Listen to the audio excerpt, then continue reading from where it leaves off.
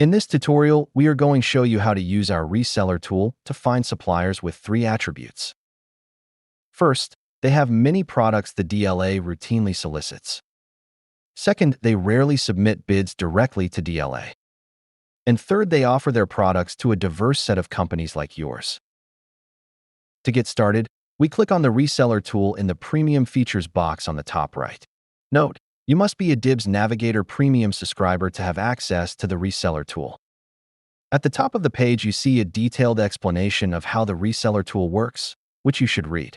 Meanwhile, I'll walk you through the tool. If you scroll down, you will see the large table of companies, 7,220 for this 180-day period. These are all the companies that DLA has identified as the designated supplier for one or more NSNs in a recent 180-day period. In the first columns, we provide the company's cage code, address, and the number of NSNs for which they are the DLA-approved source. The next column shows the total of all of the quantities of their various NSNs that DLA wants to purchase.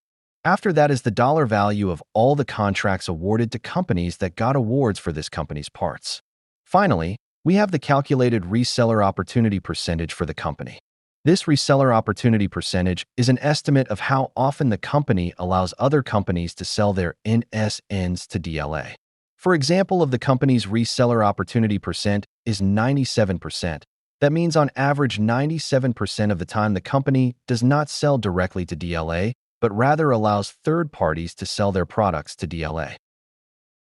Looking at a few companies, you see many with high reseller opportunity percentages and some as low as 30%. Likewise, the number of NSNs from a few to hundreds. Well, we don't want to waste our time with low reseller percentages and small numbers of NSNs. To eliminate these uninteresting companies, we can apply 2 of the filters that are located above the list of companies.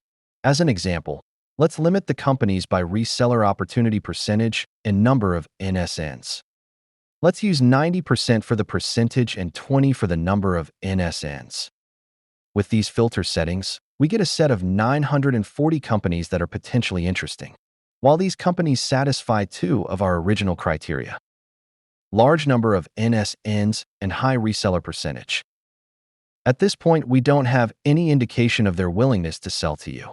To explore a company's willingness to sell to third parties like you, we need to look at the history of the companies that actually sold their parts to DLA.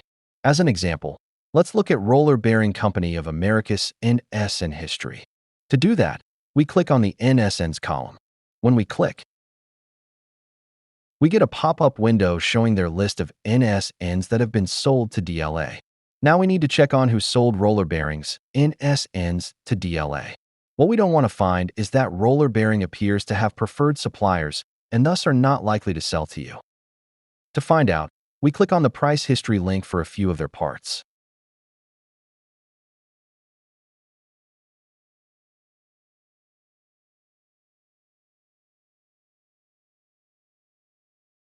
We observe that a wide variety of companies have supplied Roller Bearings parts to DLA.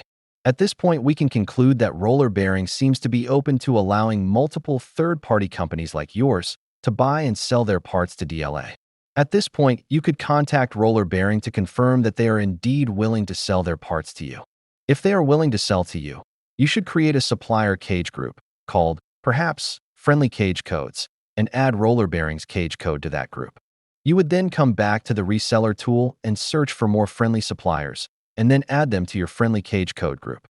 As you add more and more suppliers to your Friendly Cage Code group, you develop a powerful way to find good opportunities with products from suppliers that will sell to you. That's pretty awesome.